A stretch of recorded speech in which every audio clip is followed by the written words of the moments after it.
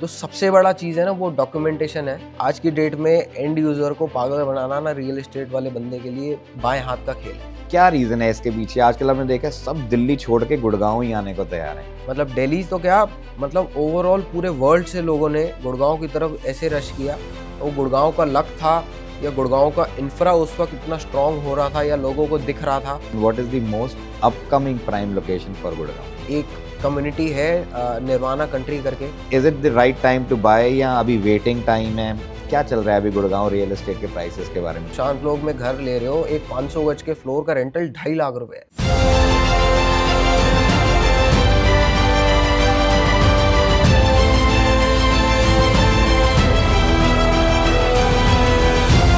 आप social media पे क्यों हो and what is your motive of being on social media? Socially काफ़ी एक्टिव हो रहा है इंडिया। तो उसी चीज़ को हमने ध्यान में रखते हुए इंस्टाग्राम पे लोगों को अवेयर करने की सोचा। How can I trust any broker for that matter? जो हम आपको चीज़ें बता रहे हैं वो कितनी ट्रांसपेरेंट है।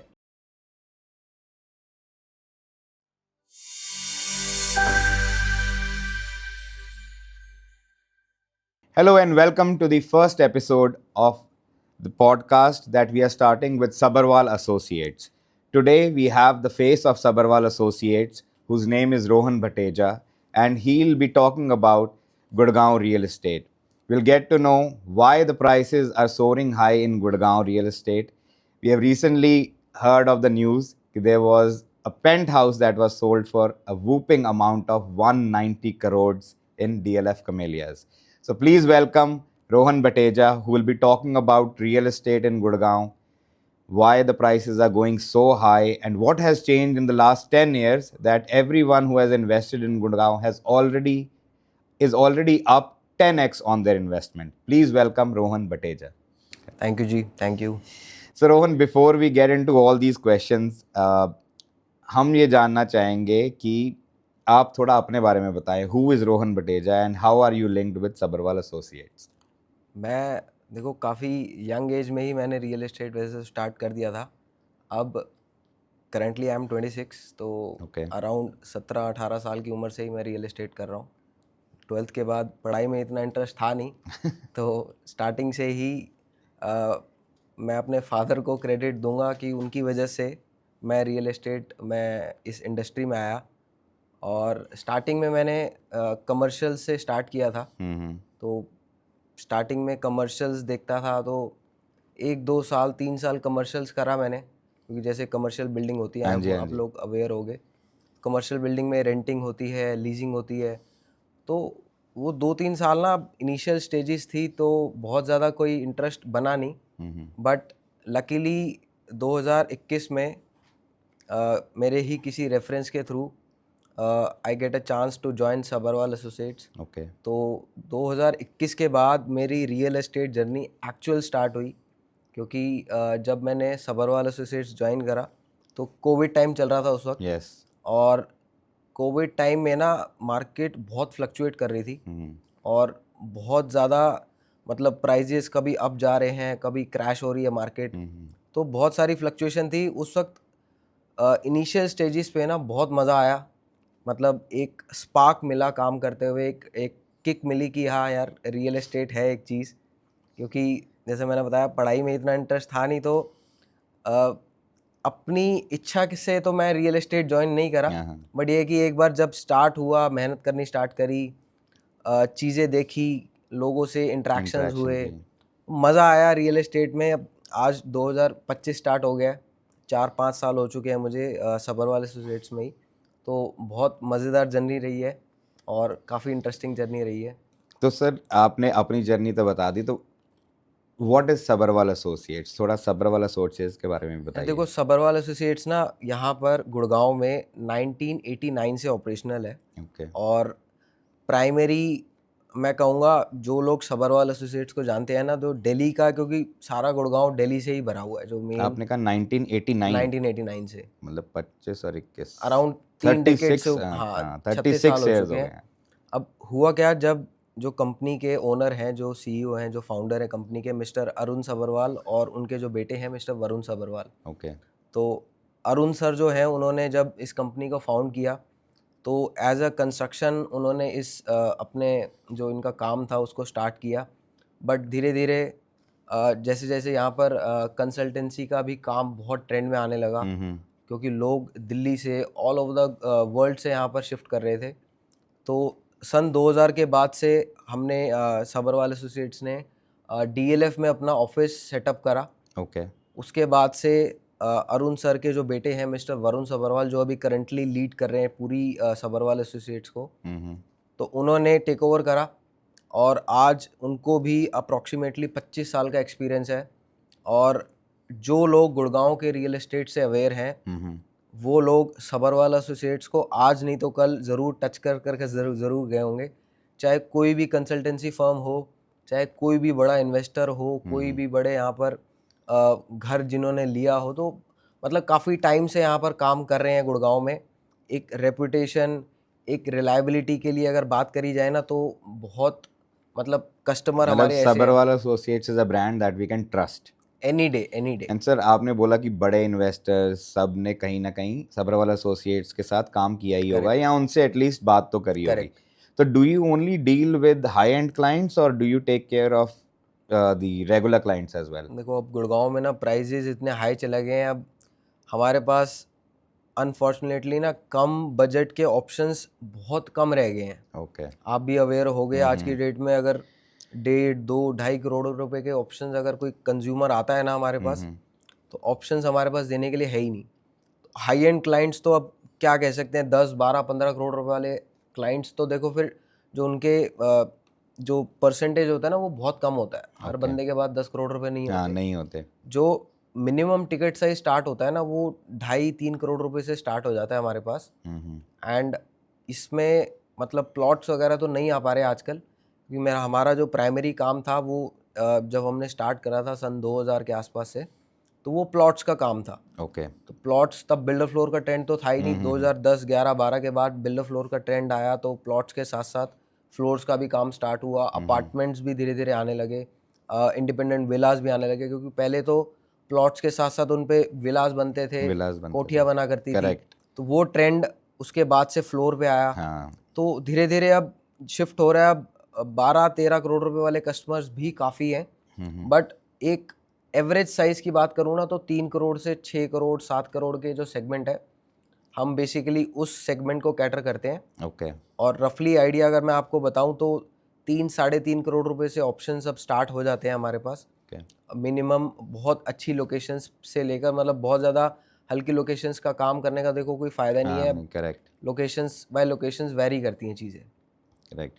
तो सर, अभी हम ये बात कर ही रहे हैं, तो आपने बोला कि आपका टिकट साइज जनरली जो आप केटर करते हैं दैट इज़ बिटवीन 3 to 6 लगा लेते हैं हम, कि 3 से 6 करोड़ के बीच में आप केटर करते हैं। तो क्या क्या सर्विसेज आप उनको प्रोवाइड करते हैं? एंड 3 से 6 करोड़ में अगर let's say if someone is coming to you as a client, तो उसको आज आपको अगर अभी ऑप्शंस देनी हो, तो as a genuine brand Sabharwal Associates आप क्या रेकमेंड करेंगे कि he or she should go for a plot या वो फ्लोर लें? मतलब आपका क्या सजेशन है? देखो, इसमें ना 2-3 चीज़ें हैं, मैं आपको क्लैरिफाई कर देता हूँ। प्लॉट्स आज की डेट में ना आप कोई हल्की से हल्की लोकेशन भी लोगे ना, जो अभी मतलब ये लगा लो उस लोकेलिटी में अभी कंस्ट्रक्शन होनी भी स्टार्ट नहीं हुई है, ऐसी कंस्ट्रक्शन ऐसी लोकेशन भी आप देखोगे ना, तो वहाँ पर भी मिनिमम प्राइस रेंज एक 200 गज के प्लॉट की भी 6-6.5 करोड़ रुपए आ चुकी है। अगर मैं एक्सटेंशन रोड, SPR रोड तक की बात करूँ ना, तो 200 गज का प्लॉट 6-6.5-7 करोड़ रुपए का आ चुका है अप्रॉक्सीमेटली। 3 लाख रुपए पर गज हो गया। आप मिनिमम ये मान के चलो। हुड्डा के सेक्टर्स की बात करें तो 2.5 लाख रुपए, 2.25 लाख रुपए गज का रेट वहाँ पर आ गया है। अच्छे डेवलप्ड जो डेवलपर्स हैं जिन्होंने अच्छा नाम एस्टैब्लिश कर लिया है, वो 3 लाख रुपए गज तक का एक मिनिमम रेट एस्टैब्लिश कर चुके हैं। 200 गज का प्लॉट 6 करोड़ रुपए से मिनिमम स्टार्ट होता है। तो एक प्लॉट का सेगमेंट जो है वो रफली आप मान के चलो 6 करोड़ रुपए से स्टार्ट हो जाते हैं ऑप्शंस, और वो 50-60 करोड़ रुपए तक भी जाते हैं, क्योंकि 1000-1200 गज के प्लॉट साइज भी है यहाँ पर। तो ये एक प्लॉट्स की रेंज ये रहती है। फ्लोर्स की जो रेंज है ना वो रफली स्टार्ट हो जाती है 3-3.25 करोड़ रुपए से, and it goes up to 20-25 CR। ये 1000-1200 गज के फ्लोर्स भी बनने लगे हैं। और जो आपने बोला कि स्टार्ट हो जाती है 3-3.25 करोड़ से, दिस इज 200 गज या दिस इज 180, 200, 215, ये 3 साइजेज आते हैं। जो 3-3.25 करोड़ से स्टार्ट हो जाते हैं ऑप्शंस। एंड दे जो ये फ्लोर्स आप देते हो, मतलब आप लोग ही डेवलप करते हो या ऑलरेडी डेवलप, नहीं, मतलब हम बने हुए बता रहे हो? हमारी अपनी कंस्ट्रक्शन भी है, बट हम बहुत कम कंस्ट्रक्शंस करते हैं। ओके। आप हमारा वेबसाइट भी चेक करोगे, इंस्टाग्राम भी चेक करोगे ना, तो भी हमारा जो बायो है उसमें लिखा है कि we are real estate consultant and developer. Okay. हमारी अपनी साइट्स भी हैं और काफ़ी टाइम से साइट्स बना रहे हैं, बट एक टाइम पे हम बहुत कम साइट्स बनाते हैं, बहुत टेस्टफुली बनाते हैं हम साइट्स जो भी बनाते हैं। बट अभी हमारा जो मेन फोटे है वो एज ए कंसल्टेंट है। ओके। वो हम लोगों को गाइड करते हैं कि कौन सी लोकेशन अच्छी है, प्री एंड पोस्ट सेल्स में हम कैसे उनको ट्रांजैक्शन करवाते हैं, उस चीज़ में गाइड करते हैं। रोहन, द मेजर इशू जो आई गेस सबने ही नोटिस किया होगा कि एक बार जब सेल हो जाती है ना, हाँ जी। लेट्स से कि आपके पास क्लाइंट आया, आपने उसको एक फ्लोर या प्लॉट कुछ भी सेल आउट कर दिया है, उसके बाद जो इसको चैलेंजेस आते हैं ना, वो कोई भी प्रॉपर्टी डीलर या एसोसिएट्स हेल्प नहीं करते हैं। आप करते हैं या नहीं करते हैं? देखो मैं बताता हूँ इस चीज़ में ना, जो लोग हेल्प नहीं करते हैं ना, ये थोड़ा आउट ऑफ द बॉक्स हो जाएगा, बट जो लोग ऐसा काम कर रहे हैं, अब आजकल मार्केट में क्या ट्रेंड चल रहा है, देखो हर रियल एस्टेट ट्रांजैक्शन की ना एक कमीशन होती है, जो हमारी ब्रोकरेज होती है, जिसको हम बोलते हैं। राइट। वो हर ट्रांजैक्शन का 1% एक ब्रोकर, एक कंसल्टेंट चार्ज करता है। सही। तो 1%, अब कई ट्रांजैक्शंस ऐसी होती हैं जो ब्रोकर अगर आपसे जो आपसे चार्ज कर रहा है ब्रोकरेज, तो उसका ये फ़र्ज़ बनता है कि वो आपको बिल्कुल स्टार्टिंग से लेकर एंड तक, जब तक आप शिफ्ट ना हो जाओ, और शिफ्ट होने के बाद भी आपको उसको असिस्ट करना चाहिए। करेक्ट। बट यहाँ पर आजकल चल क्या रहा है, कई ऐसे रियल एस्टेट कंसल्टेंट्स आ गए हैं, क्योंकि ट्रेंड ना रियल एस्टेट का बहुत ज़बरदस्त चल रहा है आजकल गुड़गांव में। हर दूसरा बंदा आज की डेट में ना रियल एस्टेट कंसल्टेंट बना हुआ है। और लोगों को भी पता नहीं है, लोग ना अपने छोटे से कच्चे लालच, जैसे अपनी देसी भाषा में कहते हैं ना, कच्चे लालच के चक्कर में 2-4-5 लाख रुपए बचाने के चक्कर में वो किसी भी ब्रोकर से ट्रांजैक्शन कर लेते हैं, या कोई उनको मतलब अपनी बातों में फंसा ले कि ये आप अपनी ब्रोकरेज मत देना मुझे, मैं कर लूँगा, आपकी ट्रांजैक्शन करा दूंगा। अब वो होता है कोई एक एंड यूज़र आएगा ना, क्योंकि लोग इतने अवेयर नहीं है। एक इन्वेस्टर होता है ना, वो बहुत स्मार्ट होता है, कोई प्लॉट बाय करने जा रहा है। एक एंड यूज़र ना, जो एक घर लेने जा रहा है, उसके पास इतनी नॉलेज नहीं है। करेक्ट। वो ये देखता है यार मिनिमम बजट में मेरे को कम पैसे में, चाहे 4 लाख रुपए भी बच रहे हैं ना, 2 लाख रुपए भी बच रहे हैं, वो उसकी तरफ चला जाएगा। राइट। बट लोगों को ये चीज़ मतलब अवेयर करना बहुत ज़रूरी है। आप 2-4-5 लाख रुपए चक्कर में ना अपने 3-4-5 करोड़ रुपए दांव पे लगा देते हो। उन लोगों को एक पैसे तक की नॉलेज नहीं होती, जो आज की डेट में हर दूसरा बंदा रियल एस्टेट का काम करने के लिए बैठा हुआ है।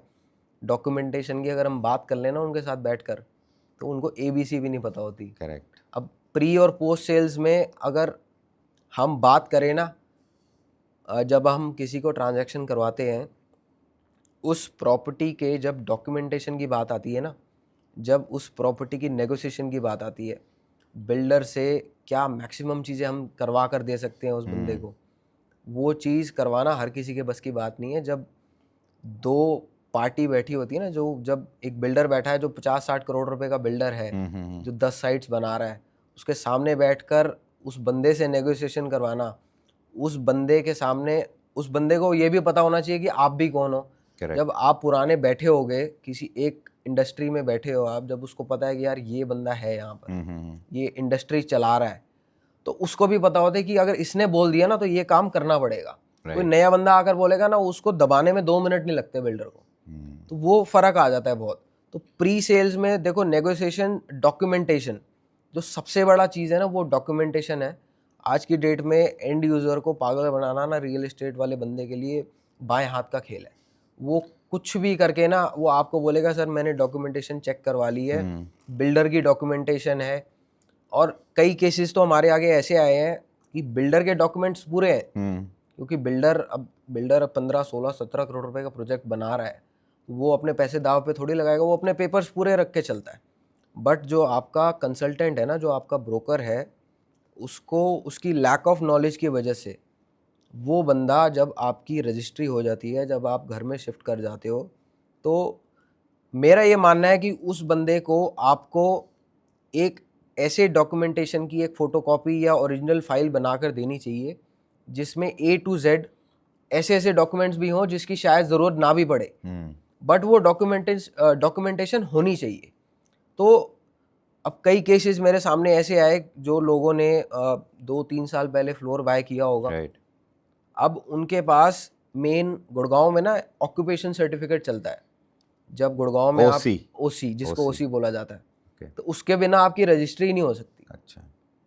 तो अब मेरे सामने एक कस्टमर आए, इंटरेक्शन हुआ उनसे, यूट्यूब के थ्रू इंटरेक्शन हुआ, मिलने आए ऑफिस में, उनकी प्रॉपर्टी हम रीसेल करवा रहे थे। उनकी डॉक्यूमेंट जब मैंने चेन चेकआउट करी ना, जब उनका चेन देखा, उनके जो फोटोकॉपीज वो लाए थे, वो इतनी मिसमैनेज कर रखी थी ना वो वाली चेन, उस जिस भी कंसल्टेंट से उन्होंने बाय किया था, उस डॉक्यूमेंटेशन में ना उनके पास ओसी था, ना वो रजिस्ट्री की उनके पास सर्टिफाइड कॉपीज थी।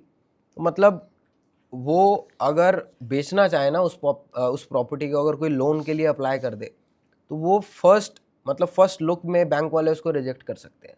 तो आप किसी की जिंदगी के साथ खेल रहे हो सर। आप इतने पैसे लगा 3 करोड़ रुपए हमारे लिए, हम तो चलो सुनते रहते हैं सारा दिन, 2 करोड़ 10 करोड़ 5 करोड़, बट एक एंड यूजर अपनी पूरी जिंदगी की जमा पूंजी लेकर आता है, राइट। वो लोग दाव पर लगा रहे हैं, तो वो बड़ा हर्ट होता है। हमारा एम तो यही रहता है, हमारे कंज्यूमर्स भी जो है वो, मतलब तारीफ करने वाली बात नहीं है, बट हम करते हैं, हम कहते हैं कि हम बेस्ट हैं, चाहे डॉक्यूमेंटेशन की बात हो, चाहे सर्विसेज की बात हो, चाहे नेगोशिएशंस की बात हो, तो हम सारी चीज़ों में अपने आप को बेस्ट मानते हैं, और हम उस चीज़ को प्रूव भी कर चुके हैं, और फ्यूचर में और ज़्यादा प्रूव करते जाएंगे उसको। तो सर अभी हम ये बात कर ही रहे हैं फ्रॉड्स की, तो आप तो मार्केट में ही बैठे हैं, तो आपको तो पता ही है कि बहुत सारे फ्रॉड्स डेली होते हैं। डेली मतलब कोई ना कोई ब्रोकर किसी ना किसी को फ्रॉड कर ही रहा है रोज। तो क्या सॉल्यूशन है इसका, कोई तरीका है इस सब से बचने का? देखो, सॉल्यूशन तो कुछ नहीं है, बहुत बड़ी मार्केट है, और आज की डेट में जैसे मैंने कहा, हर दूसरा बंदा रियल एस्टेट कंसल्टेंट बन के घूम रहा है। तो सिर्फ एक ही चीज़, आप रिलायबिलिटी एक ही चीज़ की है कि आप थोड़ा सा खुद अवेयर हो जाओ। आप खुद अवेयर हो जाओगे ना, आप थोड़ा सा और थोड़ा एक बार थॉरोली चीज़ों को देखने लग जाओगे, क्योंकि आप प्रॉपर्टी बाय कर रहे हो। अब एक और पॉइंट इसी से मैं निकालूं, अगर लोग घर बाय करने जाते हैं आज की डेट में, जैसे वास्तु काफ़ी ट्रेंड में है। हाँ जी। अब मेरा मतलब, हमारे पास जितने कंज्यूमर्स आते हैं, वो 9 आउट ऑफ 10 कंज्यूमर्स को चाहिए आज की डेट में वास्तु परफेक्ट। हाँ, वास्तु परफेक्ट घर। और क्यों ना भी लें, वास्तु बहुत अच्छी चीज़ है। मैं खुद भी वास्तु परफेक्ट घर में रह रहा हूँ, और बहुत ज़्यादा फर्क आ जाता है घर में, अगर आप एक नॉन वास्तु परफेक्ट घर में रह रहे हो ना, और लेना भी चाहिए। बट आप 2 चीज़ें पढ़ के आ जाते हो, आपने कहीं से पढ़ लिया या आपको किसी ने बोल दिया कि आपको ऐसा घर लेना चाहिए, तो आप उसी चीज़ को ना सर में अपने घुमाकर आप उसी चीज़ को लेकर चलते रहोगे कि भाई ये चाहिए, या नॉर्थ फेसिंग चाहिए, या ईस्ट फेसिंग चाहिए। और एट दी एंड वो कंज्यूमर देख तो रहा है ऑप्शंस, अब वही कंज्यूमर, क्योंकि नॉलेज है नहीं, एक्सपर्ट वो है नहीं, उसने कहीं से सुन लिया, अब वही चीज़ वो किसी और ब्रोकर उसको बोल देगा ना कि आप ये वाली प्रॉपर्टी ओके आप ले लो। बहुत सारे केसेस ऐसे देखे हमने, जो मतलब वास्तु में अगर काउंट करें ना, 1 आउट ऑफ 10 वास्तु उस घर में ऐसा है। ऐसे ऐसे कंज्यूमर्स भी हैं जो वो घर लेकर गए हैं, और वो स्टार्टिंग में जब लेने आए थे ना, तो वो कहते थे कि हमें वास्तु परफेक्ट घर लेंगे, उसके बिना लेंगे ही नहीं। अब वही है कि कोई आपको अगर अपनी बातों में फंसा कर, क्योंकि रियल एस्टेट में ना बातें ही चलती हैं, तो बातों के थ्रू लोग आपको मैनिपुलेट कर देंगे, और आपसे बहुत सारी चीज़ें आपकी छीन लेंगे, आपके पैसों का नुकसान करा देंगे। और सबसे बड़ी चीज़, आज की डेट में आप अगर प्रॉपर्टी में गलत इन्वेस्ट कर दिया ना आपने, तो वो आपकी ज़िंदगी तबाह कर सकती है। करेक्ट। वो आपके 3-4-5 करोड़ रुपए तो क्या, आपकी नींद तक उड़ा सकती है। क्योंकि एक रियल एस्टेट बाय, क्योंकि घर इंसान को ही लेता है ना, वो 15-20 साल, कम से कम तो इतने टाइम के लिए लेता ही है। और कुछ लोग तो ऐसे हैं कि जो घर लेते ही एक भी बार हैं सिर्फ, कि पूरी लाइफ उन्होंने उसी में गुजारनी है। इतने कंज्यूमर्स आते हैं, वो एक घर लेते हैं, वो कहते हैं अब दिल्ली में एक घर लिया था, अब गुड़गांव में शिफ्ट कर रहे हैं बच्चों की वजह से, क्योंकि बच्चों का जॉब यहाँ पर है, तो अब ये एक ही बारी शिफ्ट कर रहे हैं, इसके बाद जो करना है बच्चों ने करना है, तो घर अच्छा दिलाया। तो सर अभी आपने बोल ही दिया ये तो, कि दिल्ली से लोग, बहुत सारे लोग गुड़गांव मूव हो रहे हैं। क्या रीज़न है इसके पीछे? आजकल आपने देखा है सब दिल्ली छोड़ के गुड़गांव ही आने को तैयार हैं। ये बहुत अच्छा क्वेश्चन पूछा है आपने। होता क्या है, देखो दिल्ली में ना बहुत सारी चीज़ें हैं। अब एक सबसे मेजर पॉइंट मैं आपको बताऊं, दिल्ली में ना अगर रियल एस्टेट लैंग्वेज में बात करूं ना, दिल्ली का ना जूस आ चुका है। जूस एज इन दिल्ली में जो प्राइसेस बढ़ने थे ना, वो बढ़ चुके हैं, सैचुरेशन आ चुका है। ओके। वो पिछले 10 साल पहले जो प्राइस था वही प्राइस आज दिल्ली में वही स्टैग्नेंट है। ओके। अभी प्राइस में कोई फ्लक्चुएशन नहीं है, कोई कुछ नहीं है। जो प्राइम लोकेशंस थी वो और प्राइम हो गई है। थोड़ा बहुत प्राइस ज़रूर बढ़ा है, बट दिल्ली में अगर वेस्ट दिल्ली में किसी के पास 17-18 करोड़ रुपए की एक 200-250 गज की कोठी है ना, वो कहता है यार 250 गज की कोठी है, 20 साल पुरानी बनी हुई है, बच्चे जिद कर रहे हैं, गुड़गांव में काम है, डेली ट्रैवल करना पड़ता है, क्या करें। अब वो गुड़गांव में रेट चेक करते हैं, यहाँ से 2 साल पहले की बात बता रहा हूँ, गुड़गांव में रेट चेक करते हैं, 200 गज की एक फ्लोर आपको 9 करोड़ रुपए में मिल जाता था। एक पूरी बिल्डिंग की बात कर रहा हूँ, फ्लोर नहीं, पूरी बिल्डिंग 9-10 करोड़ रुपए में मिल जाती थी। तो वो कहता था यार 200 गज की बिल्डिंग जब 9 करोड़ रुपए में मिल रही है, यहाँ पर 500 गज की बिल्डिंग लेता हूँ ना 20 करोड़ रुपए में, एक फ्लोर में खुद रहूंगा, एक लैविश लाइफस्टाइल भी रहेगा मेरा, 3 फ्लोर किराए पे लगाऊंगा, 4 लाख रुपए किराया भी आएगा। ये मैं 3-4 साल पहले की बात कर रहा हूँ। आज की डेट में तो वो लोग इतने खुश हैं क्योंकि एक फ्लोर का रेंटल 2.5 लाख रुपए है 500 गज का। 500 गज। अगर आप DLF सुशांत लोग में घर ले रहे हो, एक 500 गज के फ्लोर का रेंटल 2.5 लाख रुपए है। 5-6 करोड़ रुपए का फ्लोर लिया गया था उनसे आज से 1-1.5 साल पहले। तो लोगों को और क्या चाहिए, वो वहाँ 20 करोड़ रुपए का 200 गज बेच कर आ रहे हैं। मतलब बहुत ज्यादा लैविश लोकेशंस तो देखो फिर वो अपने रेटों पे है। हाँ, फिर तो वो बहुत ही ज्यादा एक्सपेंसिव है दिल्ली में। यहाँ की आप कंपेयर करोगे वेस्ट दिल्ली की कई लोकेशंस को गुड़गांव की मोस्ट प्राइम लोकेशंस के साथ में, तो जमीन आसमान का फर्क है। यहाँ पर आपको कंस्ट्रक्शन क्वालिटी इतने हाई एंड बना कर दे रहा है बिल्डर, फर्क आ जाता है। तो ये सबसे मेजर पॉइंट है। दूसरा पॉइंट मेरे को लगता है आज की डेट में ना ट्रैवल कोई नहीं करना चाह रहा। जो बच्चे मेजॉरिटी देखो आजकल ना सारे IT सेक्टर में ही है, और सारा IT सेक्टर, IT हब ना सारा गुड़गांव में ही बसा हुआ है। Golf course road, MG road, सोना रोड, अब एक्सटेंशन पे भी एक्सपैंड हो रहा है धीरे धीरे। तो अब ट्रैवल कोई नहीं करना चाह रहा। अब माँ बाप देखो बूढ़े हो चुके हैं, अब वो क्या कहते हैं, वो बच्चे जब गुड़गांव रहकर खुश है तो वो भी कहते हैं चलो भाई गुड़गांव। दूसरी बड़ी चीज़ आज की डेट में दिल्ली और गुड़गांव के ना, मतलब जो स्टडी, जो पढ़ाई का लाइफस्टाइल है ना, वो उसमें भी ज़मीन आसमान का फ़र्क है। जो गुड़गांव में अगर आप अपने बच्चों को एडमिशन दिलाते हो ना, यहाँ पर मतलब आपके बच्चे इतने ज़्यादा ग्रो कर जाएंगे ना। दिल्ली के स्कूल्स और गुड़गांव के स्कूल्स में बहुत फ़र्क है, जो लाइफस्टाइल का ही फ़र्क आ जाता है। तो लोग चूज़ कर रहे हैं कि अपने बच्चों को एक अच्छा लाइफस्टाइल दिया जाए। मतलब मैं मेजर पॉइंट मानता हूँ कि बच्चों के लिए ट्रैवल कर रहे हैं लोग, यहाँ पर शिफ्ट कर रहे हैं। दूसरा रेंटल इनकम बहुत अच्छी है। तो ये कुछ मेजर रीजंस है जो जी। एंड सर मैं इसी पे ही कंटिन्यू करना चाहूँगा। तो how can a end user who is planning to move from Delhi to Gurgaon, why will he trust you, या फिर how can it trust any broker for that matter? क्योंकि देखो रहा तो वो सारी उम्र दिल्ली में ही है, प्रॉपर्टी उसकी वहीं है, अब उसको वो सेल आउट करके अगर गुड़गांव आना है तो वो कैसे भरोसा करे आप पर? देखो मैं, अब ऐसा तो है नहीं कि हम गुड़गांव का काम कर रहे हैं तो सारा कस्टमर हमारे पास ही आएगा। बहुत वास्ट मार्केट है। तो इस चीज़ को ना एलिमिनेट कर देते हैं कि आप ट्रस्ट किसी पे करोगे तो चलो बाद में, आप अपनी वर्किंग इतनी अच्छी करके चलो कि देखो 2-3 स्टेप्स होते हैं। अगर आप प्रॉपर्टी बाय करने जा रहे हो ना, तो आप पहले 2-3 चीज़ें आप उसको फिगर आउट करते हो। पहले आप देखते हो कि आप किस लोकेलिटी में घर ले रहे हो। वो आप लोकेशन तो चलो हर कोई फिगर आउट कर लेता है कि यार मैंने DLF लेना है, सुशांत लोग लेना है, गोल्फ कोर्स रोड लेना है, मेरे बजट में क्या आ रहा है, वो फिगर आउट कर लेता है। उसके बाद आपका जो सबसे मेजर पॉइंट आता है ना, वो आता है डॉक्यूमेंटेशन का। आप अब मुझे छोड़ कस्टमर को तो छोड़ो, मैं भी ट्रस्ट नहीं करूंगा। अगर मैं एक एंड यूज़र होता तो मैं भी क्यों ट्रस्ट करूंगा किसी के ऊपर कि भाई मैं आपने 5 करोड़ रुपए लगा रहा हूँ। तो एज अ एंड यूज़र सबसे पहले आप, जो हमारा प्रोसेस है वो मैं आपको बाद में बताऊंगा कि हम कस्टमर्स के साथ कैसे ट्रांजैक्शन करते हैं, उनको कैसे कंफर्ट देते हैं, उनको ट्रस्ट कैसे दिलाते हैं। ओके। एक कस्टमर को सबसे पहले ना डॉक्यूमेंटेशन हम लेकर जाते हैं। मतलब जो देखो वेरीफाई करने के ना 2-3 तरीके हैं। एक है जो भी डेवलपर का ऑफिस है ना, सपोज अगर DLF है तो डेवलपर का ऑफिस होता है, वहाँ पर डॉक्यूमेंट्स का रिकॉर्ड सारा मेंटेन होता है। क्योंकि डेवलपर जो DLF है ना, वो इतना स्ट्रांग है, इतना स्मार्ट है, वो आज की डेट में आपको हर डॉक्यूमेंटेशन चाहे 30 साल पहले की भी होगी ना, वो आपको 2 मिनट में निकाल के दे देगा। इतना स्ट्रांग डेवलपर है डीएलएफ।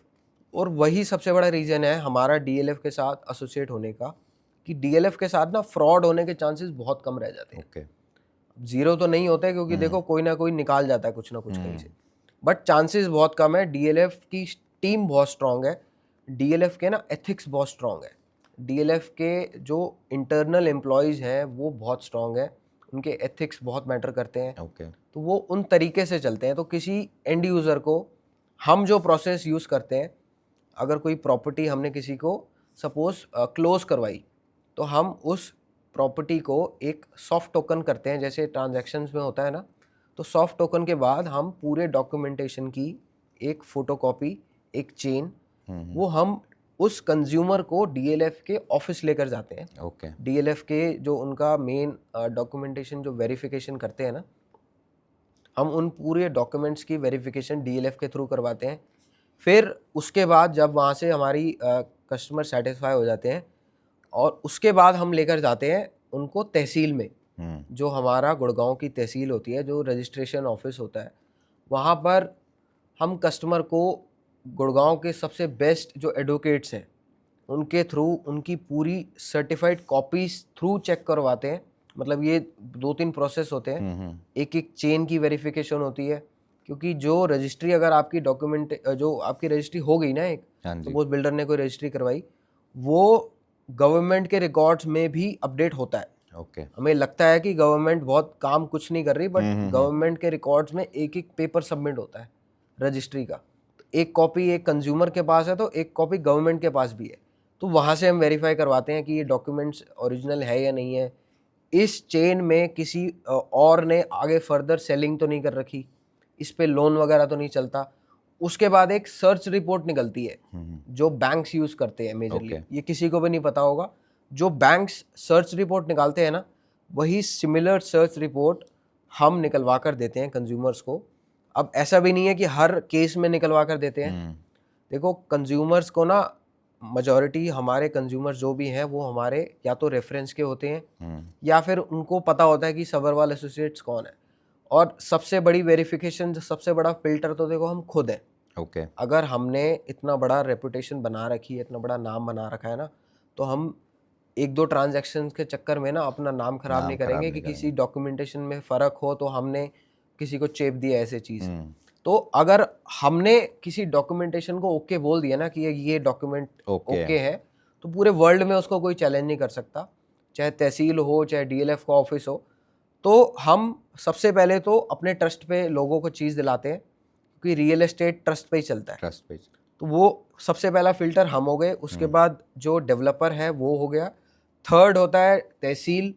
उसके बाद भी अगर कंज्यूमर को डाउट है, उसके बाद हम जो बैंक सर्च रिपोर्ट निकलवाता है, वही सेम सर्च रिपोर्ट, पूरा डेटा आ जाता है उस पूरी प्रॉपर्टी का, कौन सी ट्रांजैक्शन कब हुई थी, कोई बैंक लोन था, वो क्लोजर हुआ नहीं हुआ, वो पूरा डेटा सारा उसका चिट्ठा कट्ठा निकल कर ना, सारा जो कच्चा चिट्ठा होता है वो सारा निकाल कर हम दे देते हैं।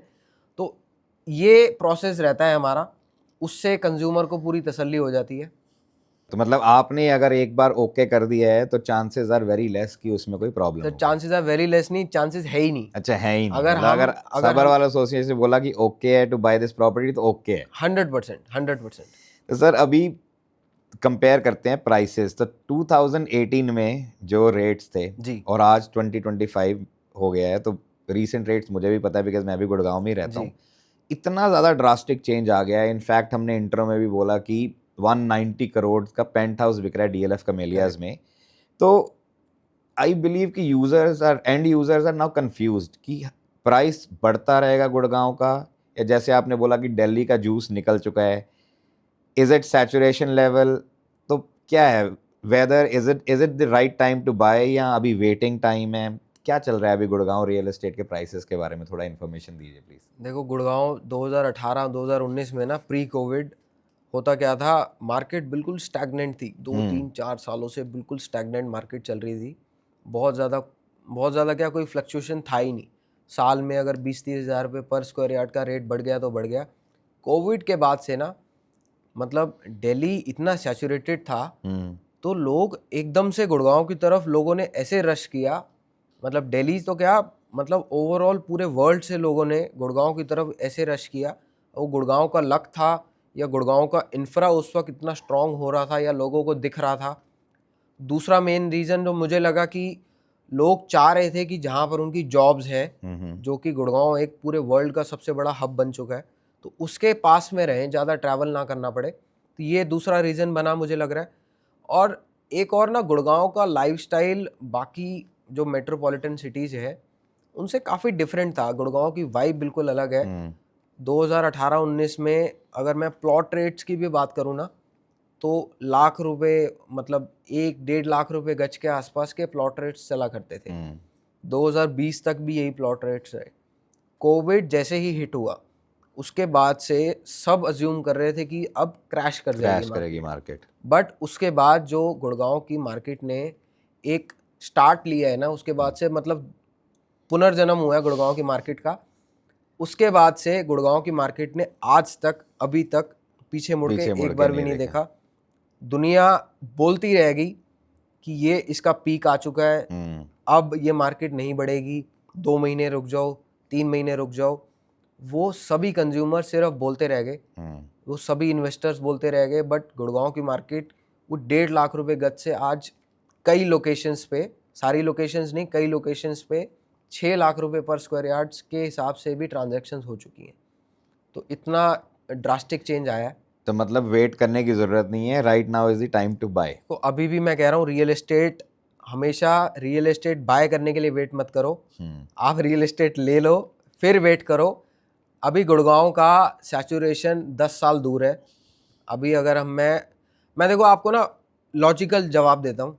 गुड़गांव में अगर मैं डीएलए फेज़ 2, डीएलए फेज़ 1 की बात करूँ ना, सैचुरेशन कब आता है? जब आपके वहाँ पर सारी लोकेलिटीज़ पूरी पैक हो चुकी हो। जब बिल्डर फ्लोर्स, देखो आज की डेट में बिल्डर फ्लोर्स ही बन रहे हैं, या तो कोठियाँ बन रही हैं, जो जिनके पास पैसा है वो कोठी बना रहे हैं, अपना विला बना रहे हैं।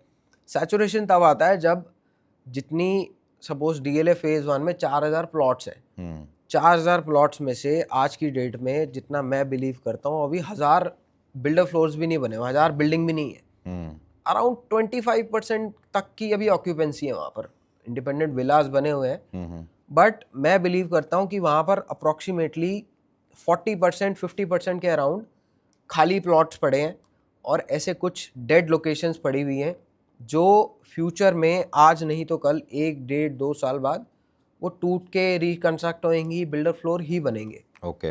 तो गुड़गांव का सैचुरेशन आने में मैं जो बिलीव कर रहा हूँ, अभी आज से 5 से 7 साल बाद शायद स्टार्ट हो जाए। ओके। उसका पीक तब देखा जाएगा। और गुड़गांव, मतलब मैं ये भी बिलीव कर रहा हूँ कि गुड़गांव की जो पेस रही है वो आने वाले 2-4-5 सालों में दिल्ली के प्राइम लोकेशंस को नेक टू नेक खड़ी होगी, और एक टाइम ऐसा भी आ जाएगा जो दिल्ली को भी बीट करता हुआ गुड़गांव नजर आएगा। तो आप देखते हो कि नियर फ्यूचर में ये 190 करोड़ का जो टारगेट है ये बीट हो पाएगा? ये आप अगले 1-2 साल तो छोड़ो, 2-4-5 महीने में आपको शायद न्यूज़ ना आ जाए। तो गुड़गांव, आप खुद बताओ, 190 करोड़ रुपए की ट्रांजैक्शन अगर गुड़गांव में हो रही है, और ये दूसरी ट्रांजैक्शन है जो सबसे बड़ी, एक 100 करोड़ की पहले हुई थी, उसके बाद 190, 2 ट्रांजैक्शन में थोड़ी सैचुरेशन ऑलमोस्ट 100% का जंप। सब नेक्स्ट शायद हम 300 पे ही देखेंगे। कुछ नहीं कह सकते गुड़गांव अब, मतलब कह नहीं सकते कहाँ जा रहा है। बट इन्वेस्टर्स के लिए, जो लोग यहाँ पर इन्वेस्ट कर रहे हैं, जो लोग घर ले रहे हैं, उनके लिए विन विन है। आप सिर्फ प्लॉट लो, बिल्डर फ्लोर लो, अपार्टमेंट्स लो, बहुत अच्छा स्कोप है। एंड दिल्ली से लोग मूव कर रहे हैं ना, दुनिया मूव कर रही है, वो बहुत स्मार्ट लोग हैं जो गुड़गांव में मूव कर रहे हैं। जिसके बाद देखो, कहना नहीं चाहिए, बट जिसका बजट थोड़ा सा लिमिटेड है ना, वो सोच रहा है थोड़ा सा, वो जो इन्वेस्टर है, जो एंड यूज़र है, वो थोड़ा सोच रहा है। अब सोचना भी चाहिए जब बजट लिमिटेड है तो। बट अगर थोड़ा सा स्ट्रेच कर भी, अगर आपका बजट, मतलब बजट थोड़ा सा स्ट्रेच कर भी अगर ले सकते हो ना, आप बाय कर लो। आप आने वाले 1-2 सालों में रिग्रेट बिल्कुल भी नहीं करोगे। तो guys, this is the right time to buy property in Gurgaon. Gurgaon कभी नहीं पीछे देखता है, तो प्लीज़ कर लो। जैसे सर ने बताया, रोहन जी ने, कि 5 से 7 साल दूर है अभी, एंड वो भी चांसेस कम है बिकॉज अभी ऑक्यूपेंसी नहीं है उतनी। तो जल्द से जल्द इनको कांटेक्ट कीजिए सबरवाल एसोसिएट्स को एंड मेक श्योर कि आप भी अपना घर जल्द से जल्द ले लें। तो सर अब हम आते हैं दूसरे टॉपिक पे, we compare commercial with residential. तो आजकल मैंने बहुत सारे बोर्ड्स और ये होर्डिंग्स लगी होती हैं कि कमर्शियल, जैसे I am just taking, please don't mind, AIPL example मैं दे रहा हूँ कि पता नहीं उन्होंने लगाया है या ब्रोकर्स ने लगाया है, बट वो लगाते हैं कि आप यहाँ पे एक शॉप ले लो, 10% अश्योर्ड रेंटल इनकम। बट फिर आपने अभी एक पॉइंट रेज किया कि उससे बेटर, मतलब आपने बताया कि 500 गज का वो लो, प्लॉट लो, उस पर एक में आप लेविश में रहो और बाकी 3 घर किराए पे चढ़ा दो, रेंटल इनकम। करेक्ट। तो आपके according which one is better? अभी भी कमर्शियली ज़्यादा बेटर है या रेजिडेंशियल में प्लॉट खरीद के बना के उस पर रेंटल इनकम? ये देखो, कमर्शियल में ना एक सबसे बड़ा फ्लॉ है ना, जो आपको रेंटल इनकम तो आ जाती है 7-8% आपको एनुअली आपको रेंटल इनकम मिल जाएगी, वही कंपैरेटिवली रेजिडेंशियल में 3-4% मैक्सिमम 5% की ही रेंटल इनकम है। ओके। बट कमर्शियल में जो रिस्क है ना, वो रिस्क जो इन्वॉल्वमेंट है वो बहुत ज़्यादा है। ओके। मैंने जैसे बताया कि कमर्शियल मैंने 2017-18 से 2021 तक कमर्शियल ही करे थे। उसमें हमें कंज्यूमर्स का जो मतलब उनको प्रॉब्लम आती थी ना, आपकी कमर्शियल, देखो आपकी कमर्शियल कोई प्रॉपर्टी है, या तो वो कोई शॉप होगी, या तो मॉल में शॉप होगी, या फिर ऑफिस स्पेस होगा। ऑफिस स्पेस में क्या प्रॉब्लम आती है, ऑफिस स्पेस ना लीज आउट होता है पूरा बिल्डिंग में फ्लोर प्लेट वाइज, या तो वो डेवलपर ही लीज आउट करता है। अगर आप इंडिपेंडेंट यूनिट, सपोज आपके पास 2000 स्क्वायर फीट की यूनिट है, आप उसको इंडिपेंडेंटली ना या तो लीज आउट कर ही नहीं पाओगे, कि 2000 स्क्वायर फीट के लिए एक एंड यूजर को उसको लीज आउट करना, उसको आसपास के हर ब्रोकर के पास धक्के खाने पड़ते हैं। वो चलो आपकी प्रॉपर्टी अगर लीज हो भी गई, वो लीज होने के बाद आपको 3 साल या 4 साल का, क्योंकि बड़ी कंपनीज जो होती है ना, वो पूरी फ्लोर प्लेट्स लेती है, ओके, जो स्टेबल रहती है। TCS हो गई, मैकेंजी हो गई, ऐसी बहुत कंपनीज हैं। अब गोल्फ कोर्स रोड, ये NH8 पे एक बिल्डिंग आई है अभी रिसेंटली, वाटिका की, वहाँ पर एयर इंडिया ने पूरा टावर मतलब लीज पे लिया है, 2 टावर लिए हैं शायद उन्होंने वहाँ पर। अब सपोज आपका बजट ही नहीं है, आपने यहाँ पर 4 करोड़ रुपए का ऑफिस स्पेस ले लिया 2000 स्क्वायर फीट का, एयर इंडिया वो थोड़ी लेगा आपसे रेंट पे। एयर इंडिया कहेगा यार मेरे को पूरा टावर चाहिए, मैं अपनी पूरी कम्युनिटी बनाऊंगा, मैं अपने अकॉर्डिंग चलूंगा। तो वो 2000 स्क्वायर फीट का एरिया आपका कोई रेंट पे लेने आएगा ना, तो वो कोई छोटा सा या तो फिर CA फर्म होएगी, या कोई रियल एस्टेट ब्रोकर होगा, या फिर कोई सलून खुल जाएगा, क्योंकि अब उसकी स्टेबिलिटी और एक अच्छी कमर्शियल जो कंपनी है, एक IT कंपनी है, उसकी स्टेबिलिटी में ज़मीन आसमान का फ़र्क है। करेक्ट। दूसरी बड़ी चीज़, अगर आपकी प्रॉपर्टी रेंटेड है कमर्शियल में, जो मैंने 4 साल पहले उसका सबसे बड़ा फ्लॉ देखा ना, आपकी कंपनी, आपकी जो प्रॉपर्टी है अगर रेंटेड है, तो वो 7% 8% का आपको रिटर्न दे रही है। वो आप उसको जब सेल आउट करोगे ना, एक रफ आइडिया की बात करूं तो 12-13 हज़ार रुपये पर स्क्वायर फीट के हिसाब से आप उसको सेल आउट करोगे, क्योंकि रेंटल इनकम आ रही है, उसकी कैलकुलेशन अकॉर्डिंगली होती है। बट जब आपकी प्रॉपर्टी वो विकेट हो जाएगी, कमर्शियल प्रॉपर्टी इतनी जल्दी क्रैश करती है अगर आपकी प्रॉपर्टी वेकेंट है ना, क्योंकि वो रेंटल इनकम दे नहीं रही, आपका मेंटेनेंस का मीटर चल रहा है, तो वो आपकी प्रॉपर्टी 13,000 रुपये पर स्क्वायर फीट से सीधा क्रैश करती है 7,000 रुपये पर स्क्वायर फीट पे। आपकी 4 करोड़ रुपए की प्रॉपर्टी सीधा 2 करोड़ रुपए की रह जाती है। अब आप उस वक्त घबरा जाते हो, क्योंकि आपने जब वो प्रॉपर्टी बाय करी थी, जब आपके ब्रोकर ने आपको वो प्रॉपर्टी बाय करवाई थी, उसने कहा था जी आपकी लोकेशन अच्छी है, बिल्डिंग अच्छी है, बट ये नहीं बताया था कि जब तक आपकी रेंटेड है तब तक तो आपका 4 करोड़ रुपए रेट है।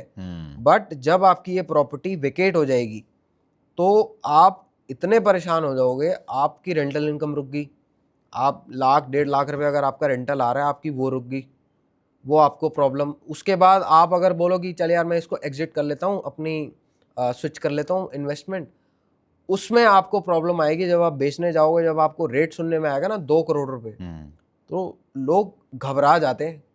वो सबसे बड़ा फ्लॉ है कि रियल एस्टेट में, कमर्शियल में, आप रेंटेड प्रॉपर्टी है तो आप मतलब आपके लिए सारी चीज़ें ठीक है, जैसे ही वो वेकेट हो गई, वो क्रैश जो है ना, जो 4 करोड़ रुपए से 2 करोड़ रुपए का 50% का क्रैश, वो क्रैश आपको रेजिडेंशियल में देखने को नहीं मिलता। आपकी प्रॉपर्टी रेजिडेंशियल में अगर रेंट आउट नहीं भी है तब भी वो फ्लैट का रेट उतना ही रहता है, फ्लैट का रेट उतना ही है। बेशक थोड़ी सी आपकी इनकम कम है, बट आपकी इन्वेस्टमेंट ग्रो कर रही है। कमर्शियल आज की डेट में गुड़गांव में मेरे को बता दो, रिटेल शॉप्स को छोड़कर कौन सी लोकेशन ऐसी है जो ग्रो करी हो? वो डेवलपर आ रहे हैं, रेट ऐसा निकाल रहे हैं, प्रमोशन ऐसा कर रहे हैं, उसको ऐसा दिखा देंगे जैसे गुड़गांव की सबसे बढ़िया बिल्डिंग ही वो, तो वो उसको दिखाकर बेचा जाता है। उसके कंपैरिजन में लोग आज की डेट में पिछले 2-3 साल से अवेयर हो चुके हैं। अब लोग ट्राई करते हैं रेजिडेंशियल में अपनी इन्वेस्टमेंट करें, उसको फ्लोर वाइज रेंट पे दें, और बहुत इजीली बहुत अच्छी रेंटल इनकम उनको मिल जाती है आज की डेट में।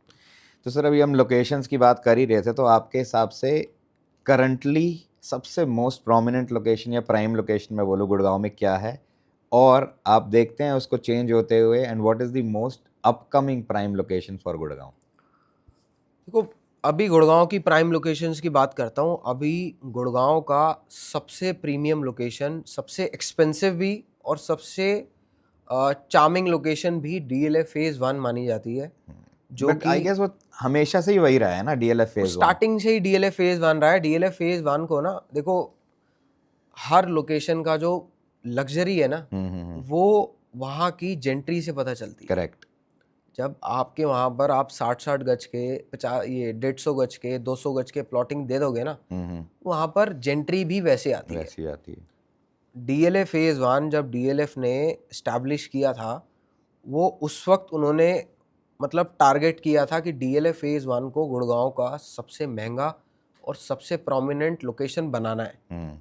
DLF फेज 1 में अगर आप लोग DLF फेज 1 की लोकेशन पे जाकर देखोगे ना, 90% of the plots in DLF phase 1 are 500 square yards and above. Okay. वो सबसे बड़ा रीज़न है। जब आपके पास DLF phase 1 में जब 500 गज के ही प्लॉट्स होंगे, जब लोग वहाँ पर जो बाय कर रहे हैं वो होंगे ही उस जेंट्री के। करेक्ट। वो ऑब्वियस सी बात है कि वो जेंट्री वो उस लोकेशन को ना और ज़्यादा ऊपर लेकर जाएगी। राइट। तो जेंट्री से फ़र्क पड़ता है कि लोकेशन कितनी प्रोमिनेंट है और किस लेवल पर आज की डेट में वो लोकेशन आ गई है। कोई और ऐसी लोकेशन है गुड़गांव में जो आप फ्यूचर में आपको दिखता है कि शायद वो DLF फेज 1 जैसी बन पाए पूरे गुड़गांव में? देखो, काफ़ी लोकेशंस ना ऑलरेडी आ भी गई हैं। अभी एक्सटेंशन रोड पे कई ऐसी कम्युनिटीज़ हैं। DLF फेज 1 1980 में एस्टैब्लिश हुआ था, उसी के अराउंड एस्टैब्लिश हुआ था। तो उस वक्त मतलब DLF फेज 1 मतलब उस वक्त बिल्डर ने जो चीज़ें जो फीचर्स आज दे सकते हैं ना उन कम्युनिटीज़ को, वो DLF फेज 1 में नहीं दे पाए थे। जैसे 100% गेटेड कम्युनिटी, 100% पावर बैकअप आजकल लोगों को चाहिए। तो वो फेज 1 में कुछ ब्लॉक्स में तो है, बट कई मतलब मोस्टली तो देखो आजकल लोग मांग रहे हैं कि 100% गेटेड लोकेलिटी होनी चाहिए, सेफ्टी सिक्योरिटी होनी चाहिए। तो वैसी चीज़ें DLF already extension road, SPR road पर ना ऑलरेडी ला चुका है। एक कम्युनिटी है निर्वाणा कंट्री करके, सेक्टर 50 में। हाँ जी। तो वो बहुत प्रोमिनेंट लोकेशन है। हालांकि वो है काफ़ी क्राउडेड जगह पर, क्योंकि वो पूरा एरिया ना बहुत रश रहता है वहाँ पर। अगर हम आउटर स्कर्ट से आए, गुड़गांव के आउटर स्कर्ट से, तो हमें DLF फेज 1 अगर हम एम्बियंस मॉल से निर्वाणा भी जाना चाह रहे हैं ना, तो वहाँ तक ट्रैवल करने के लिए भी हमें 45 मिनट चाहिए। करेक्ट। बट अब निर्वाणा कंट्री वाला चार्म तो सबको चाहिए, बट ट्रैवल कोई नहीं करना चाह रहा। तो वो भी एक प्रोमिनेंट रीज़न रहा है कि DLF phase 1, DLF phase 2, DLF phase 4, Sushant लोक 1, सन सिटी जो गोल्फ कोर्स रोड पे ही लोकेटेड है। ये लोकेशंस कनेक्टिविटी की वजह से और ज़्यादा प्रोमिनेंट हो गई हैं। निर्वाणा कंट्री जैसी लोकेशंस, जैसे अब DLF अल्मेडा है SPR रोड पे, वो आने वाले टाइम में काफ़ी ज़्यादा मतलब अभी हाइप होने वाला है, क्योंकि वहाँ पर अभी इतनी पॉपुलेशन नहीं आई है, अभी जस्ट स्टार्ट हुआ, अभी प्लॉट्स की ट्रांजैक्शंस हो रही हैं वहाँ पर। और एक्सटेंशन रोड पे कई लोकेशंस हैं ऐसी, अभी लो राइज कम्युनिटीज़ काफ़ी आ गई हैं। तो बहुत सारी लोकेशंस हैं। पहले तो स्टार्टिंग में एक आधी लोकेशन रहा करती थी, अब ऐसी बहुत लोकेशंस हैं। अब द्वारका एक्सप्रेस वे भी काफ़ी प्रमोट हो रहा है। करेक्ट। वहाँ पर तो दुनिया भर की अपार्टमेंट्स इतने मिल जाएंगे आपको। कितने अपार्टमेंट के प्रोजेक्ट्स हैं सर, बने ही जा रहे हैं वहाँ, तो बने ही जा रहे हैं, बंद ही नहीं हो रहे। गुड़गांव का ना अब स्कोप बहुत बड़ा है। अब जिसको जो मतलब लगता है ना कि उसको जो कन्वीनियंट रहेगा, वो उस चीज़ को चूज कर लेता है। ऐसा नहीं है कि कोई कस्टमर अगर उसको एक्सटेंशन रोड पे काम है तो ऐसा नहीं है कि वो उसके पास पैसा है तो वो डीएलएफ ले लेगा, वो अपना कन्वीनियंट देखता है, वो एक्सटेंशन रोड के आसपास ही कोई अपार्टमेंट ले लेगा या फिर कोई विला ले लेगा। ठीक है, तो सर हम ये गुड़गांव की बात कर ही रहे हैं, हमने बहुत कुछ पॉजिटिव बातें कर ली, तो जहाँ पॉजिटिविटी होती है कहीं ना कुछ नेगेटिव बातें भी उसके बारे में होती हैं। आपने अभी बोला कि 100% पावर बैकअप चाहिए। दिल्ली में जैसे हम कंपेयर करें तो दिल्ली में ऑलमोस्ट 99% लाइट रहती है, जाती बहुत कम है, बिकॉज आपने वो देखा है वहाँ पे नहीं जाती। गुड़गांव में लाइट का इशू है। देन जब बारिश होती है तब तो गुड़गांव बिल्कुल स्टैंड स्टिल ही हो जाता है, वाटर क्लॉगिंग का इतना ज़्यादा प्रॉब्लम है यहाँ पे, तो इसके लिए आपका क्या कहना है? देखो, जब गुड़गांव जब स्टार्टिंग में इस्टेब्लिश हुआ था ना, अब देखो गलतियां तो सबसे ही होती है, बट कई चीज़ें ऐसी यहाँ पर जो स्टार्टिंग में ही मैनेज हो जानी चाहिए थी, वो अब धीरे धीरे गुड़गांव की जो गवर्नमेंट है ना, वो धीरे धीरे उसको ट्राई कर रही है, सॉर्ट कर रही है। आज से 2 साल पहले की बात करूँ तो वाटर क्लॉगिंग गुड़गांव में मतलब इस लेवल पे थी। गोल्फ कोर्स रोड की बात करूँ अगर, जो अंडरपास बने हुए हैं गोल्फ कोर्स रोड पे, वो ऊपर तक पानी भर जाता था उनमें। बट पिछले इस साल की अगर मैं बात करूं तो शायद ही मेरे हिसाब से गोल्फ कोर्स रोड पे कहीं पे पानी भरा होगा। अब 1-2 जगह बारिश इतनी हैवी हो गई, अब इतनी हैवी बारिश में तो गुड़गांव तो क्या, मैं शायद दिल्ली में भी कई लोकेशंस ऐसी थी, लोग घर से भी बाहर नहीं निकल पाए। वो ये कि अभी गुड़गांव का नाम इतना ज़्यादा हो रखा है ना, तो जिसका नाम ज़्यादा होता है ना, बदनाम भी वही होता है। मैं तो यही मानता हूँ। मैं हर कस्टमर को ये बोलता हूँ, मैं कहता सर दिल्ली में आपके पानी तो वहाँ पे भी भर रहा है, आप प्रॉपर्टी यहाँ लेने आ रहे हो तो आप इस चीज़ को पॉइंट आउट कर रहे हो। तो ये प्रॉब्लम है, मैं मान रहा हूँ गुड़गांव में, बट ऐसा नहीं है सिर्फ गुड़गांव में ही है। गुड़गांव की गवर्नमेंट इसको बहुत स्मार्टली, जो फ्लॉज पकड़े जा रहे हैं उनको धीरे धीरे नेक्स्ट ईयर वो मुझे देखने को नहीं मिले। और कई कम्युनिटीज़ ऐसी हैं, कम्युनिटीज़ के अंदर DLF फेज़ 1 और DLF phase 2 inside the community मुझे कहीं पर क्लॉगिंग एज नहीं मिली। मेन रोड्स पे नो डाउट कुछ एरियाज ऐसे हैं, बट उसको भी धीरे धीरे गवर्नमेंट एलिमिनेट करता जा रहा है। मतलब Gurgaon government is working towards it 100%, काफ़ी उसको इम्प्रूव करा है उन्होंने। मैं बिलीव कर रहा हूँ अगले 1-2 साल में ना वो और ज़्यादा चीज़ें इम्प्रूव हो जाएंगी। ठीक है सर। एंड सर मैं नोटिस किया है कि Sabharwal associates is also on prominent social media, like Instagram पे आपके 45 के फॉलोअर्स हैं। Correct. You have a YouTube channel as well, उस पर भी आपके 2.5 के सब्सक्राइबर्स हैं।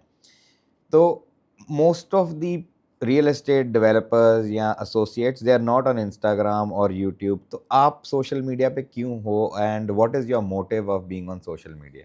यार अब 2-4 सालों से ना सारी चीज़ें इतनी ऑनलाइन होने लग गई हैं, बट अब हमने ये देखा 2-3 साल पहले जब हमने अपनी प्रेजेंस बनाई इंस्टाग्राम और यूट्यूब पर, उससे पहले ना लोग जानते तो थे सबरवाल एसोसिएट्स कौन है। मतलब ऐसा शायद कोई प्लेटफॉर्म होगा, 99 acres, magic BRICS, housing.com, newspaper, ये सभी जितने भी सोर्सेज थे ना एडवर्टीजमेंट करने के, उसमें सबरवाल एसोसिएट्स बिल्कुल पीक पे रहा करता था। मतलब हमारी एड्स वगैरह सारी ऐसे रहती थी क्योंकि हम काम इतना कर रहे थे। तो एक प्लेटफॉर्म सबरवाल एसोसिएट्स का इंस्टाग्राम, यूट्यूब, ऑनलाइन प्लेटफॉर्म्स पे हम इतने एक्टिव नहीं थे। तो 2022 के मिड में हमने डिसाइड किया कि अब हमें अपनी प्रेजेंस इंस्टाग्राम और यूट्यूब पे भी बनानी चाहिए। और उस दिन के बाद से भी हमने बहुत सारे चेंजेस देखे, क्योंकि कई सेगमेंट होता है ना। अब न्यूज़पेपर का जो सेगमेंट है, अब हम नहीं चाहते, मतलब हम नहीं सोच सकते कि कोई एक यंग ब्लड होगा वो न्यूज़पेपर देखकर हमें कॉल करेगा, न्यूज़पेपर की एडवर्टीजमेंट देखकर हमें कॉल करेगा। वहाँ पर ना जो एजेड लोग हैं, जो न्यूज़पेपर एरा के लोग हैं, तो वो लोग ही न्यूज़पेपर पढ़ते हैं। और नो डाउट न्यूज़पेपर आज भी एक बहुत इफेक्टिव सोर्स रहा है, बट जैसे जैसे मार्केट ट्रेंड बदल रहे हैं, जैसे जैसे इंडिया ग्रो कर रहा है, सोशली काफ़ी एक्टिव हो रहा है इंडिया, तो उसी चीज़ को हमने ध्यान में रखते हुए इंस्टाग्राम पे लोगों को अवेयर करने की सोचा कि हम लोगों को बताएं कि हम सबरवाल एसोसिएट्स ऑनलाइन प्लेटफॉर्म्स के थ्रू भी काफ़ी प्रमोशंस कर रहे हैं। और पिछले 2 साल में शायद मिलियंस ऑफ व्यूज़ आए होंगे हमारे को, और काफ़ी लोग हमारे साथ जुड़े जो शायद newspaper, Magic Bricks, online platforms के थ्रू ना जुड़ पाते। तो हमारा वो डिसीजन बहुत अच्छा रहा और अब इसको आगे और एक्सपैंड करने के प्लान्स हैं। तो सर अभी आपने बोला कि आप इंस्टा यूट्यूब सब पे आप बहुत ज़्यादा तवज्जो दे रहे हैं आजकल, and you will keep growing both of your accounts जी। तो yes, India is changing into digital India. In fact आजकल के सारे जो करोड़पति या मैं बोलूँ मिलियनर बिलियनर बन भी रहे हैं, वो सारी यंग जनरेशन ही है because of social media. Correct. तो सबरवाल एसोसिएट्स ने कोई सर ये तगड़े जो इन्फ्लुएंसर्स हैं बहुत सारे, मुझे पता है जो गुड़गांव में रहते हैं, उनको भी आप लोग ने प्रॉपर्टी दिलवाई है? आपको नाम नहीं डिस्क्लोज करना मत बताओ, बट आते होंगे ना आपके पास इन्फ्लुएंसर्स भी? नहीं, कई ऐसे आए हैं इन्फ्लुएंसर्स, मैं नाम लेने में भी कोई शर्म नहीं है। अच्छा। जो कुशा कपिला का आपने नाम सुना हाँ होगा। जी, हाँ जी, हाँ जी। तो आज से शायद 2020 के आसपास, मैं उस वक्त इस कंपनी में नहीं था, बट कुशा कपिला के फादर साहब आए थे। तो उनको हमारी कंपनी ने एक DLF में शायद फ्लोर दिलवाया था। और काफ़ी ऐसे आते रहते हैं। एक साउथ की एक्ट्रेस थी। तो लोग गुड़गांव में, अब आप देखो साउथ से भी लोग यहाँ पर आकर इन्वेस्ट कर रहे हैं, Correct. जबकि उनका कोई रोल ही नहीं है यहाँ रोल पर। ही नहीं है। उन्होंने यहाँ पर प्रॉपर्टी बाय करी और रेंट आउट कर दी। उनको रेंटल इनकम आ रही है। जब उनको पता है, लोग ना इंटेंशनली गुड़गांव में इन्वेस्ट करना चाह रहे हैं, मतलब उनका पर्पस नहीं है कोई भी। वो चाह रहे हैं कि एक प्रॉपर्टी एक गुड़गांव में हमारे पास हो, एक हमारी एक प्रेजेंस गुड़गांव में भी हो। कई कस्टमर्स ऐसे भी हैं हमारे पास जो मतलब ये लगा लो, उनकी इतनी इंडस्ट्रीज़ हैं, उन्होंने यहाँ पर हमारे साथ कई बिल्डिंग्स बाय करके, वो क्लियरली पूरी बिल्डिंग्स, एक फ्लोर भी अपने पास नहीं रखा, सारे फ्लोर के फ्लोर सेल उन्होंने रेंट आउट कर दिए। तो ऐसे काफ़ी इंडस्ट्रीज भी आ रहे हैं।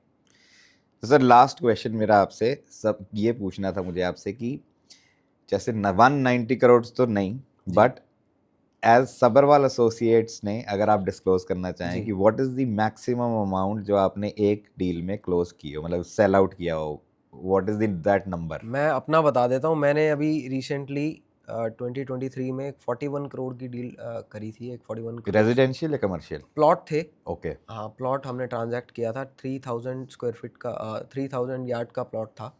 वो 41 समथिंग करोड़ की डील थी। वो हमने, मेरी मैक्सिमम डील दी है। कंपनी की डील्स तो हाँ और भी बड़ी होती होंगी, बड़ी हो रखी है। जो कंपनी के फाउंडर हैं उनकी ट्रांजैक्शंस होती रहती हैं। ओके ओके, करते रहते हैं। Thank you sir. Lastly sir, why should people choose Sabharwal associates? What is so special about it? And if not, let's say not, सब नहीं मानेंगे कि सब शायद ना भी आए सबरवाल एसोसिएट्स के पास, but how, what is one advice और recommendation how to choose the property advisor और अ कंसल्टेंट वाइजली? देखो, as a Sabharwal associate consultant मैं तो यही सजेस्ट करूँगा, आप लोग किसी की बात मत मानो। आप लोग आकर लोगों को ना एक बार एक्सपीरियंस करो, लोगों की सर्विसेज, लोगों का तौर तरीके एक्सपीरियंस करो। आप किसी और डीलर के पास भी जाओ, आप और कंसल्टेंट्स के पास जाओ, और फिर एक बार आप हमारी टीम से मिलो, हमारे तौर तरीके देखो, हमारे प्रोसेसेस देखो, हम कैसे काम कर रहे हैं, आपको प्रॉपर्टीज़ कैसे विज़िट करा रहे हैं, हमारी जो हम आपको चीज़ें बता रहे हैं वो कितनी ट्रांसपेरेंट है, आपको जो हम डॉक्यूमेंटेशन में गाइड कर रहे हैं वो कितने ट्रांसपेरेंट है, जो चीज़ हमने आपको कमिट करी थी वो हमने करवा कर दी या नहीं करवा कर दी, हमने आपको जो चीज़ें जो हमने आपसे ब्रोकरेज, जो हमने आपसे कंसल्टेंसी फ़ी चार्ज करी है, उसको हमने मतलब आपको जस्टिफाई किया है या नहीं किया। वो सारी चीज़ें ना आप एक्सपीरियंस करने के बाद ही मतलब किसी को बता सकते हो। बट एक चीज़ होती है जो मैं स्टार्टिंग से मानता हूँ, कि अगर आप किसी से मिल रहे हो ना, तो आपको मतलब आजकल लोग बहुत एक्सपीरियंस्ड हैं, बहुत नॉलेज है लोगों को। आप मिलने के बाद ही ना आप बता देते हो कि यार ये बंदा ऑनेस्ट है, ये बंदा मतलब हमें घर दिला पाएगा या नहीं दिला पाएगा, या ये बंदा थोड़ा सा मुझे लग रहा है कि थोड़ा सा फ्रॉड टाइप है, कि ये मतलब ढंग से गाइड नहीं कर रहा है या बातों को इधर उधर घुमा रहा है। तो वो चीज़ें ना बहुत मैटर करती हैं। तो मैं यही सजेस्ट करूँगा, आप लोग एक बार हमारी टीम से आकर मिलो। अगर मिलना नहीं चाह रहे, एक बार ओवर द फ़ोन हमसे डिस्कस करो। मैं आपको पर्सनली, अगर फ्लोर में आप गाइडेंस लेना चाह रहे हो तो मैं आपको पर्सनली गाइड करूँगा। अगर आप प्लॉट्स में, अपार्टमेंट्स में, तो हमारी काफ़ी बड़ी एक्सपर्ट्स टीम है। प्लॉट्स के लिए हमारी अलग टीम है, अपार्टमेंट्स के लिए अलग टीम है। अगर आप लोग हमें आकर हमारे ऑफिस विजिट करना चाह रहे हो, ऑफिस से मुझे याद आया, कई ऐसे रियल एस्टेट कंसल्टेंट्स भी हैं जिनका शायद ऑफिस भी नहीं है। तो आप एज अ कंज्यूमर ना, आप बिल्डर के या फिर एक रियल एस्टेट कंसल्टेंट के ऑफिस में जाकर भी आप वहाँ की वाइब भी चेक करा करो, देखा करो कि वहाँ पर कंसल्टेंट बैठा भी है या कितने टाइम से बैठा हुआ है। वो सबसे बड़ी रिलायबिलिटी चेक होता है कि ये इस लोकेशन पे कितने टाइम से बैठा हुआ है।